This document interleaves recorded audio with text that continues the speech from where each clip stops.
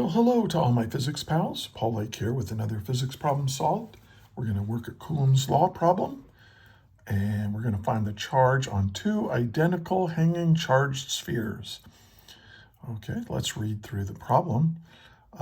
We've got two identical small charged spheres, each having a mass of 3 times 10 to the negative 2 kilograms, hang in equilibrium as shown below. The length of each string is 0.15 meters, and the angle is 5 degrees. Find the charge on each sphere. So this is what's given. And and we're going to be dealing with Coulomb's law here. And we're also going to be going back to your mechanics days. We're going to be drawing a free body diagram and figuring out what that electric force has to be using a free body diagram. So these are the concepts you need to know, and that's what we're going to use. So let's get to it. And again, I suggest pause the video now and work the problem yourself. Unpause, check your work with mine. It's the best way to go. Okay, so we have the length written here, and here's the picture. I'm just going to include that as part of what's given. The only thing that they didn't really write down as part of this picture is the mass, which is 3.0 times 10 to the negative 2 kilograms. Okay, so that's the mass of each of these. And what are we trying to find? Well, we want to know what Q is. So we're going to charge these with the identical charges, and that's going to make them repel, right? But gravity is pulling them down too, so there's only so far they can go. So that's, if they go this far, as shown, how much charge is on each sphere. Okay, so let's solve. And I'll start over here. Okay. Now, I know that I have an electrostatic force that's making these repel, and we know what that force is using from Coulomb's law.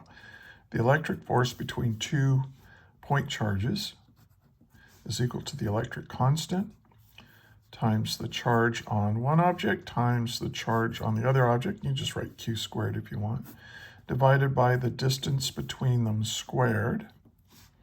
Okay, and in the r hat direction. That just means if they have the same charge, that they're going to push each other apart. If you have negative r hat, that means one charge is negative and the other's positive, and so they attract each other. But anyway, so this kind of gives me an idea here. First of all, let's solve for what I'm trying to solve for. And let's not worry about the direction of it. We know what the direction, we know that it repels. So we're just going to figure out what the magnitude of this is. So the magnitude of the electric force is equal to the electric constant times the charge squared, they're identical spheres, over, now what is this distance? Well, we're going to do it in terms of A, but this is twice A, 2 times A. That's my radial distance apart between these two charges, and we're going to square that. Okay, well, now I can solve for Q. Q is equal to the electric force, and then 2A squared is 4 times A squared. Okay, and then I'm going to divide by the electric constant K.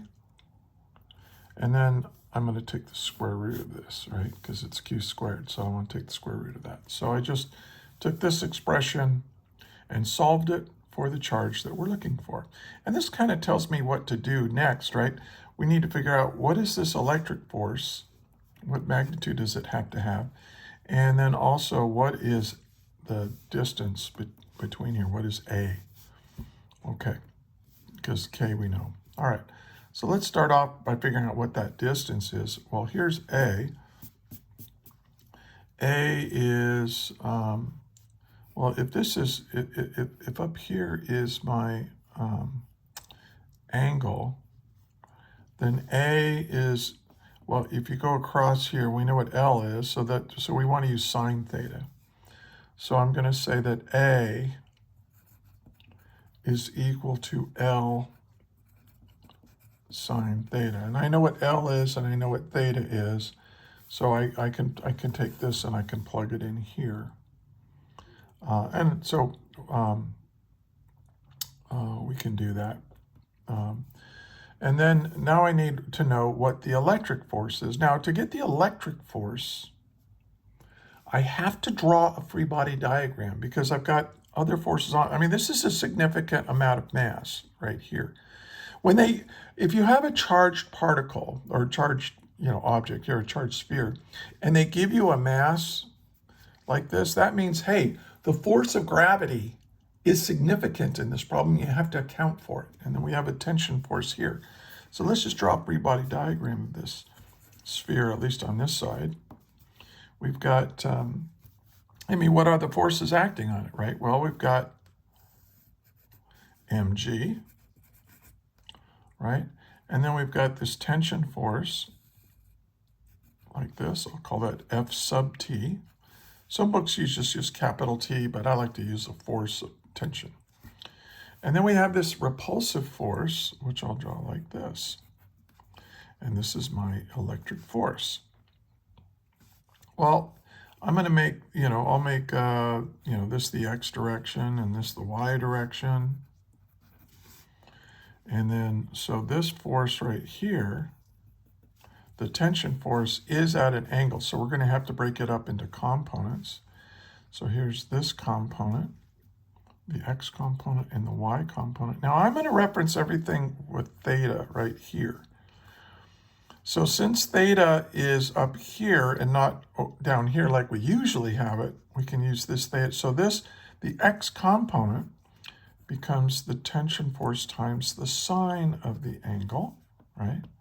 And then the vertical component, notice the vertical component is adjacent to this angle theta. And so the adjacent leg of a right triangle is equal to the hypotenuse.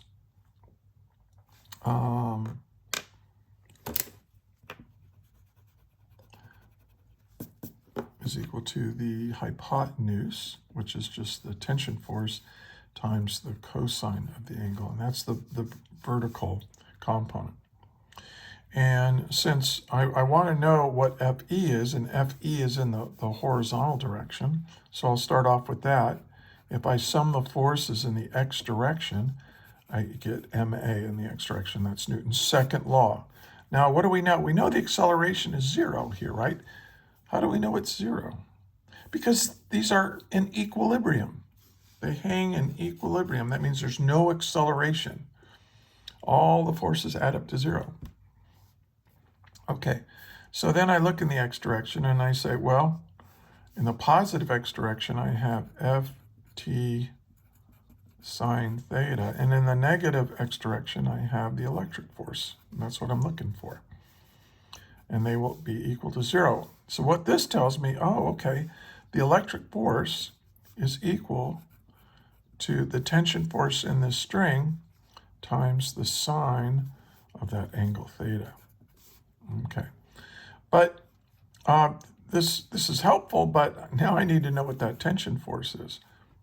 But I can figure out what that tension force is by looking in the y direction. So let's do that. Let's sum the forces in the y direction equals ma in the y. Hopefully this is familiar to you, this free body diagram stuff and using Newton's second law, because you did it way back when you took mechanics. Hopefully that wasn't too long ago. All right, so in the y direction, I've got Ft cosine theta, and then in the negative, and the minus mg. Again, this equals 0 because it's in equilibrium. And those are the only two forces in the y direction, this weight and this component of the tension force. Oh, okay. So the tension force is equal to mg, the weight, divided by the cosine of that angle, that hanging angle up here. So now I can put this in here, and I get this kind of interesting result. The electric force is equal to the tension force, which is mg over cosine theta, times sine theta. And so Fe is equal to mg. And what is sine theta over cosine theta? Tangent theta. Now, there's another way of deriving this. If you recognize that this is an equilibrium, you can start here. This is the sphere, and I can say, okay, the tension force plus gravity, there's my mg, plus my electric force must equal 0. So when I add the tension force plus the weight plus my electric repulsive force, look at that. Okay, and here's that angle theta. So if I want Fe, but I don't know what the tension force is, I can say, oh, well, the tangent of this angle theta, the tangent, right, is opposite over adjacent. And I very quickly get, oh, the electric force must be equal to mg tangent theta. So this is a little bit of a shortcut way of doing it. You can, if you have to recognize that when you add these three forces, right, the tension force, the weight, and the electric force, remember these two forces here are components of this force. So there's really only three forces here. They make a right triangle because, you know, this force and this force are at right angles to each other. So that's a little bit of a shortcut. But it's kind of nice to see that it agrees with what we did up here. So now I can plug in this for A and this for Fe. So let's do that to solve for the charge. Okay, so the charge is equal to Fe. Well, that we say that's equal to mg tangent theta. And then A squared, but A is L, so it's A squared, so I'll call that L squared times sine squared theta. Okay, so I got my Fe. Oh, I don't want to forget the 4. I'll just put it over here, times 4. It's really easy to do that. I mess it up all the time. All of this is over the electric constant, K.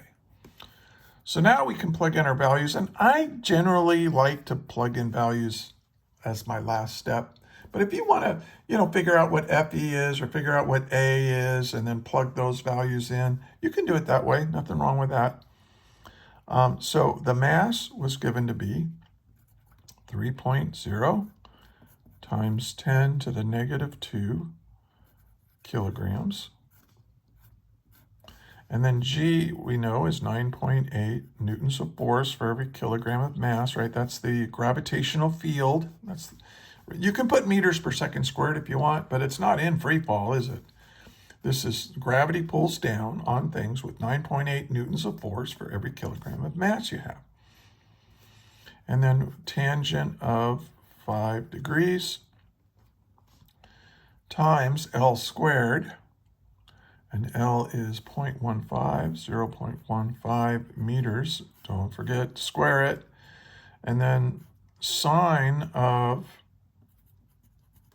5 degrees, don't forget to square it, times 4. All of this is over, what is K? K is 8.99, or you can just use 9.0, times 10 to the 9 Newton meter squared per Coulomb squared, and then we have to take the square root of all this. Okay, now let's take a look at units. Make sure all the units cancel out properly before we take the time to type all this in. Kilograms cancels kilograms. That's good. Now here we have meters squared and a meter squared down here. So these cancel. That's good. Newtons cancels with the newtons. That's good. I don't have any more units left except right here. 1 over Coulomb squared. You reciprocate that, take the square root of Coulomb squared, you get coulombs, and that's what Q is measured in, and haha. So let's see what we get for our answer. But before we do, if you find this helpful, please give it a like. Share it with your friends in class. Subscribe to the channel if you're a physics student or a physics teacher. Share it with your teacher. And look in the description. In the description, I have links to other documents, basically Google Docs, where I have a whole bunch of lectures and more example problems on all kinds of physics topics. So check that out. I'm also a physics tutor. I do private tutoring. So there's a link in the description on how to get a hold of me if you would like a physics tutor. My rates are quite reasonable, and I'm pretty good at this. So hey. But anyway, let's figure out what this answer is. So now let's do this very carefully. Now this is my calculator. All the calculators are different, right? So one thing I'm going to do, I make sure my calculator is in degrees because we're going to use these trig functions. So make sure you're in degrees and not radians.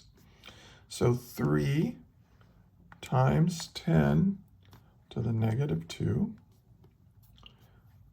times 9.8 equals times the tangent of 5 degrees equals, now I just hit equals after each thing, times 0.15 squared equals times the sine of 5 degrees squared equals times 4 equals divided by 8.99 times 10 to the 9 equals, and then the way I take the square root is I do second function, or not second function, I do this to the 0.5 power. So I raise this to the 0.5 power, and I get 4.4. Let's just use two significant figures. 4.4 times 10 to the negative 8 coulombs. And that's my answer. Now you might have, if you're doing this on a computer, like if this was a computer problem, look to see, and you have to fill out the answer in a little box, look to see what those units are, and if they say nanocoulombs, well, let's change this to nanocoulombs. I want this to be times 10 to the negative 9. So that means that I divided this by 10. Well, to keep it equal, if I divided this part by 10 to get 10 to the negative 9, I have to multiply this by 10. If I multiply by 10 and divide by 10, I haven't done anything, right? It's the same value, coulombs. So, and then this is nanocoulombs. 10 to the negative 9 is nanocoulombs. So we can say this is 44 nanocoulombs. So either way is good, just in case. All right, well, if you made it all the way to the end, awesome. And I want to thank you for watching all the way to the end. And also one thing, I want to thank you. I want to thank you for being a physics student and studying this stuff. And I know it's a grind. It can be very difficult and stressful and time consuming. But if there weren't people, smart, hardworking people like you willing to do this, Western civilization is going to crumble. We depend on science and our understanding of the universe to make all this technology work that makes our lives so much more interesting, and our lives are longer and just better. And so keep up the good work. And hey, until the next video, may the net force be with you always. That is all.